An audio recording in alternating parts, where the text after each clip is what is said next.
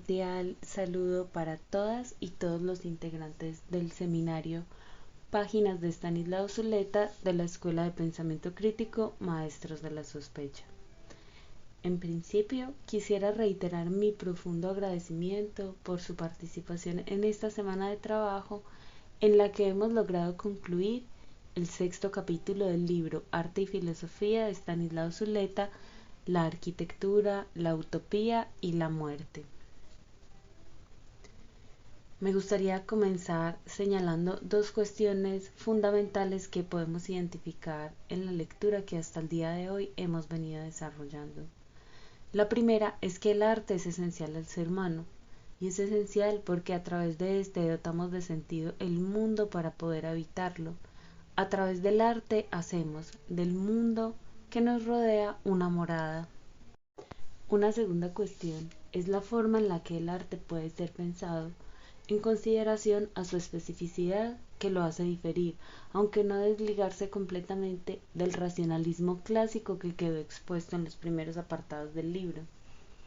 Zuleta a la hora de abordar el arte apuesta, como hemos reiterado en múltiples ocasiones, por una forma de indagación alejada de los dogmas, de los cuales un ejemplo sería pensar el arte desde el subjetivismo escéptico, relacionado con la experiencia subjetiva, o desde el objetivismo dogmático, que centra su atención únicamente en el objeto artístico. Otro ejemplo lo vimos hace un par de semanas cuando dentro del capítulo que estamos finalizando, Zuleta hace un paréntesis para advertir de los peligros de las posturas totalitarias frente a la obra de los pensadores en las que solo tiene lugar el rechazo o la aceptación absoluta. En cuanto a la forma de abordar la problemática del arte, en este 6º capítulo, Zuleta retoma Kant para señalar cómo el análisis del sujeto ha entrado a ocupar un lugar esencial en esta problemática del arte y del juicio estético. Respecto a las formulaciones de Kant, en las discusiones modernas lo que va a variar es que el carácter universal del arte no tendrá asiento ya en el juego de las facultades, la razón, el entendimiento y la imaginación, sino que está relacionado con problemas universales, como sería, por ejemplo, el caso de la conciencia de la muerte. Así, no se recurre al sujeto empírico, sino al sujeto trascendental. En otras palabras, lo que se busca es aquello que es esencial en la posición del sujeto. Es en este punto que la cuestión del habitar, que se señala a partir del pensamiento de Heidegger, es esencial. Habitar implica la construcción de un universo, entonces cabría preguntarnos, ¿cómo construimos ese mundo que habitamos? ¿Cuáles son nuestros recursos para hacerlo? El mundo lo construimos desde aquello que nos está dado. Hay elementos como la identidad y la muerte que son constituyentes del ser humano.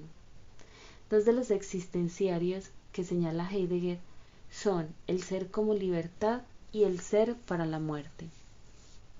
El ser como libertad no es otra cosa que el reconocimiento de que el ser humano es un proyecto que tiene que generar sentido para su propia vida, siendo responsable de sus actos.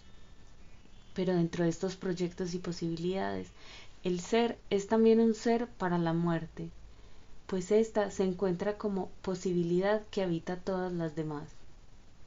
La libertad, como lo habíamos abordado ya en otros momentos, genera además una angustia al sentir que no tenemos algo a lo que aferrarnos, al saber que nuestra existencia puede dejar de ser. Así la muerte no es entendida como algo posterior a la vida, por el contrario, se encuentra presente permanentemente. Nos pertenece a cada uno, es intransferible. La conciencia de la muerte hace presencia desde que somos niños, y aunque en muchos casos esté acompañado de una negación o una postergación, de un aún no, este sentido de la finitud logra convertirse precisamente en lo que da sentido a la vida, lo que da lugar a una existencia auténtica. Si la vida es posibilidad, a lo largo de la misma asistimos a pequeñas muertes, cuando las relaciones o los caminos cierran sus posibilidades para nosotros. Mientras hacía la lectura recordaba La muerte de Iván Ilich, una novela corta en la que Tolstoy nos presenta a un hombre que, atendiendo a las consideraciones sociales, logra hacerse a una aparentemente privilegiada posición en su sociedad.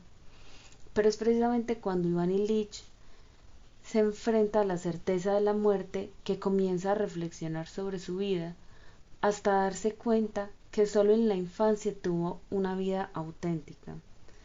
Solo al enfrentarse a la idea de la muerte es que la vida comienza a manifestarse, aunque no sin la angustia que acarrea la conciencia de la cercanía del cese de toda posibilidad.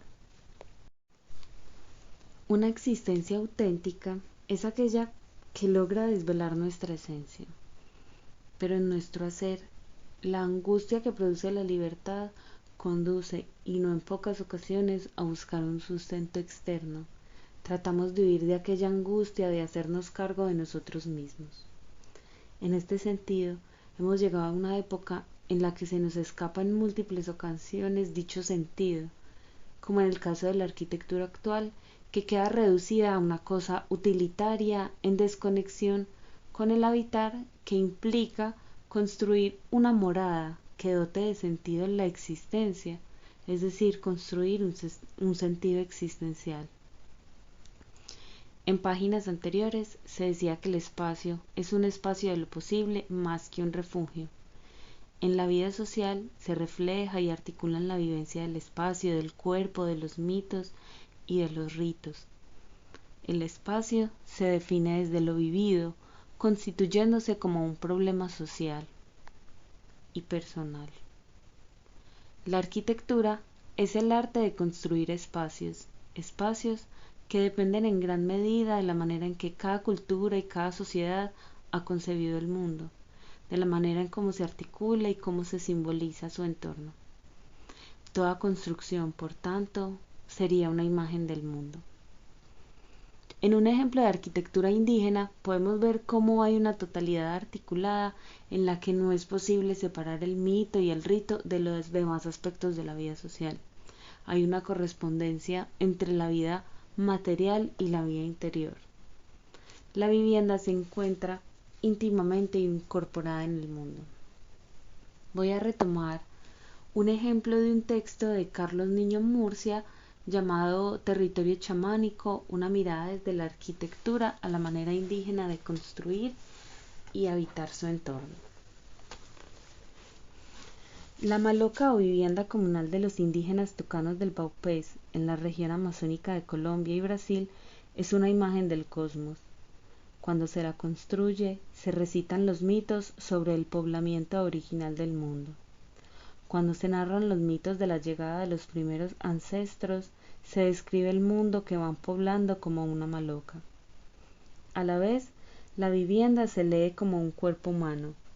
Si se la mira como una mujer, tiene un rostro pintado que es la fachada principal y una espina dorsal que es la cumbrera.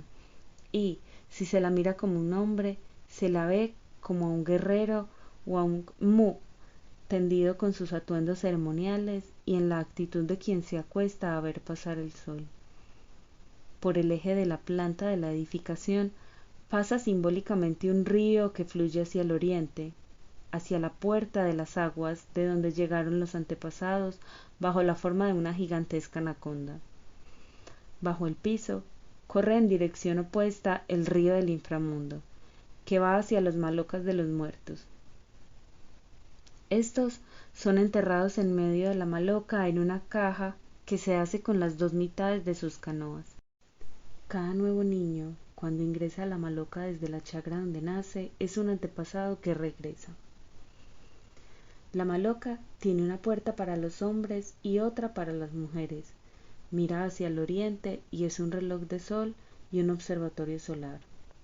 La incidencia de los rayos de luz marca la hora, y su declive sobre el eje longitudinal señala los equinoccios y solsticios. De día, la maloca está de noche, y los destellos de luz que se filtran por su cubierta de palma son las estrellas. De noche, está de día, iluminada por el fuego que se conserva en su interior. En un desconcertante pero lógico juego de inversiones, la vivienda tradicional de los tucanos refleja el orden del macrocosmos y el microcosmos, y los ciclos cortos y enormes del pasar de los tiempos. Puede ser mapa, observatorio, aula, foro, templo, sepultura. A primera vista, la maloca parece una construcción sencilla, pero el espacio, elemento constituyente de la arquitectura, no es concebido únicamente como un elemento del mundo físico, como un proyecto que involucra solamente técnica, sino como un elemento que es construido y vivido. El ser humano habita construyendo un sentido en su realidad, pero no siempre esta construcción lo ayuda a que la esencia de las cosas alcance su plenitud. Es decir, no siempre tiene un efecto liberador que permita el surgimiento del ser según su fuero interno. La sociedad actual, con un modelo capitalista imperante en el que se busca la minimización de los costos y la maximización de la productividad, es una sociedad en la que el arte queda reducido. Las construcciones han dejado de lado la reflexión sobre el habitar y el morar.